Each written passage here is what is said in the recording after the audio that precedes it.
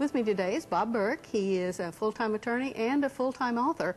I'm still trying to figure out how you do that. There are a lot of hours in the day. Right, but you are our most prolific author of books mostly about Oklahoma, and you're here today to talk about a book that will be dear to any Oklahoman's heart, which is it's called The Touchdown Club of Oklahoma. And that, of course, has to do with Oklahoma football. Yes, it sure does. Yeah. Oklahoma football is always great.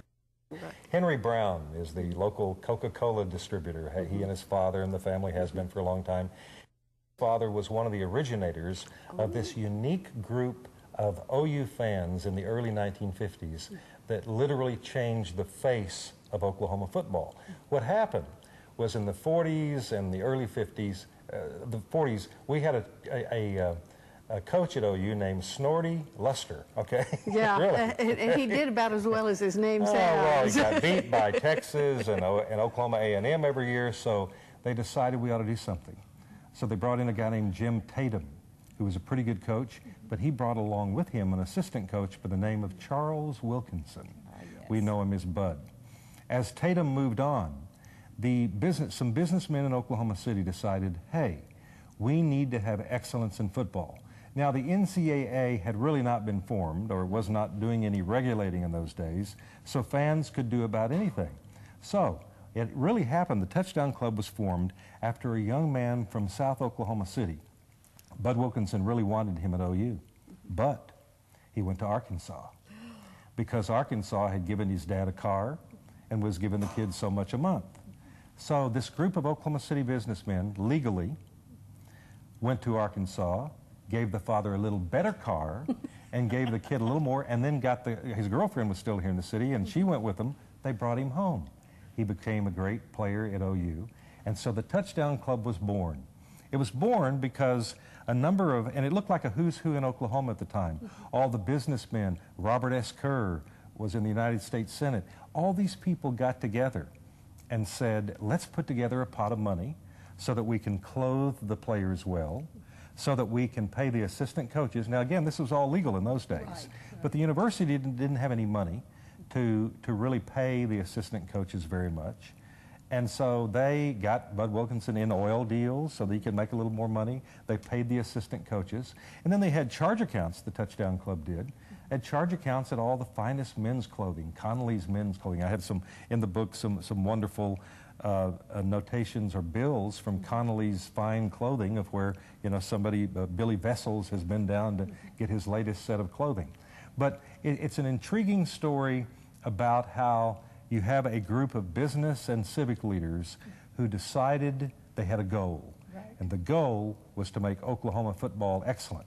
And in the book, Mr. Brown and I, Henry Brown and I, simply traced the evolution of college football, of the regulation of the NCAA, of college athletics. In those days, the athletic department wasn't even run by the university.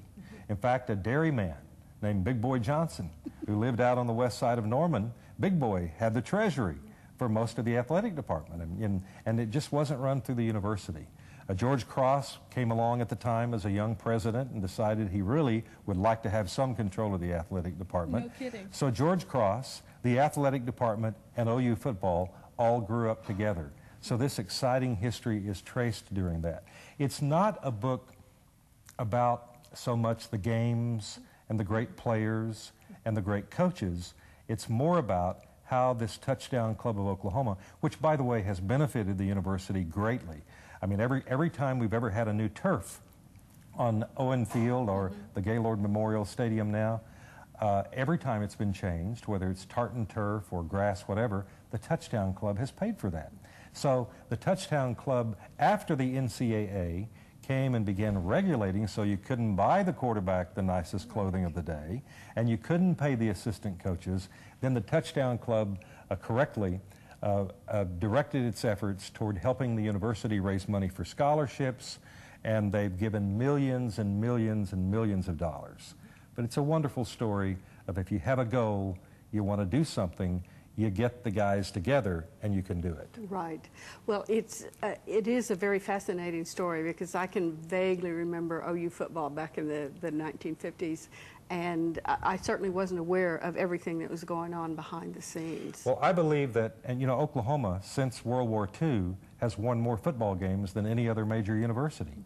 And the excellence in OU football, I believe, can almost directly be attributed to the Touchdown Club, that early group of supporters who set out to make it excellent and to take care, you know, to recruit the best players and to absolutely make it worthwhile for somebody like Gomer Jones to be an assistant coach and get a living wage when the state budget through the higher regents was not making that available. Right.